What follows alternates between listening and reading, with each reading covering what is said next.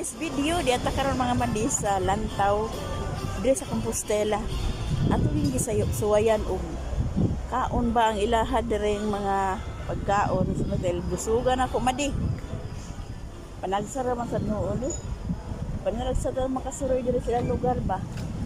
Indot kay dagat dire madi oh. Muni ang area dire. Ngari mga lamisa. Nya dapito ya dito sa nahan tora daghan kay nangaon ngaridong dapita dindot kay lugar mga lingkuranan ana magabi nindot jud kay diri lugar ha mga madikay gawas na duol sa dagat basta kay dindot kay ilang area yaraw ug ipakita nako karon ang video sa ilaha direng dagat sa dagat dire mga made ba nindot kay mo ni siya gidayo bisag mga Amerikano dai daghan kay dire nga nangaon nga mga foreigner. So, di ba? Tungod sa kanindot sa ilahang lugar. Anyway, dagat diri sa dapita mga madi oh. Ang unahan ni is dagat which is ang katukon ng unahan dito dapita dito. Kato ditong lugar ha, Kamutis kuno to. Nami siya isla dito dapita madi oh. Open. Dayon. Diri dapita is Kamutis na kuning lugar ha. Di aman tadapit nga rin sa Compostela, Cebu. Muna diri ang lugar. Pagkanindot sa ilang lugar o pagkanindot sa dagat mga madi. Kita na to karon ang lugar ha, narao. Nyo ba?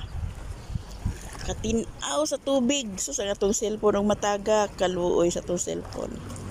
O, distansya ang tagamay.